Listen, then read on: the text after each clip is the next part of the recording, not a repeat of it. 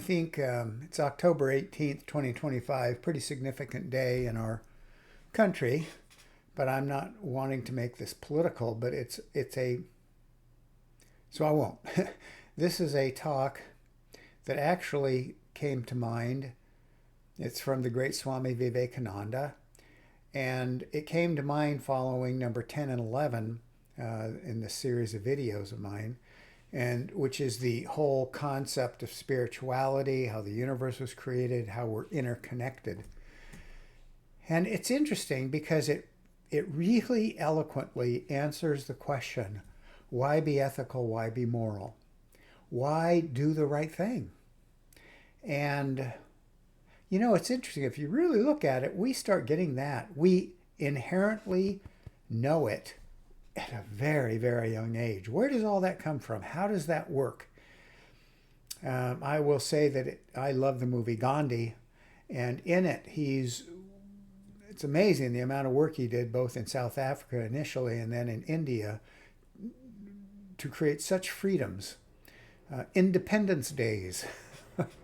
And in a way, it answers some of his great speeches too as to why his methods worked. So let's get right to it. Before I do that, recognize on the upper left the Bhagavad Gita as viewed by the great Swami Vivekananda. Most of his talks were around 1890s, 1905 through there. I think he passed away in 1904, but I might have that date wrong. So let's go right to the quote. Every religion preaches that the essence of morality is to do good to others. We've heard that. I think we've all heard that. And I think this is great. And why?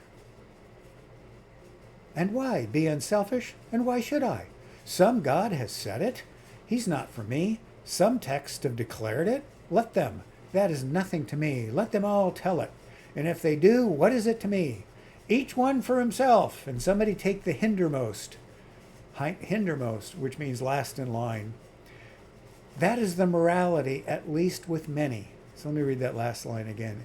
Each one for himself, and somebody take the hindermost. That is the morality in the world, at least with many. What is the reason that I should be moral? You cannot explain it except when you come to know the truth is given in the Gita. So here's the answer. He who sees everyone in himself, and himself in everyone, thus seeing the same God living in all, he, the sage, no more kills the self, capital S, by the little s self. Know that whosoever you hurt yourself. They are all you.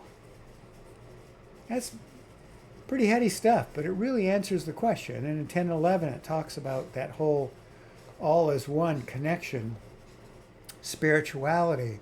So you hurt somebody else, you're hurting yourself. Yeah, I mean, it's pretty basic stuff. And it also answers the question, in essence, by the great Buddha, for example, when he's talking about someone else's joy is your joy. Your joy is somebody else's joy. Be happy for others, because then you will feel happier.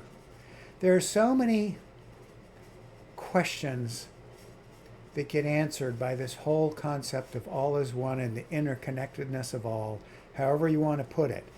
So this last line, I'm going to read it again and know that he's saying God, consciousness, Brahman. He who sees everyone in himself and himself in everyone, thus seeing the same God living in all, he, the sage, no more kills the self, capital S, by the self. Know that whosoever you hurt yourself. They are all you. That'll do it.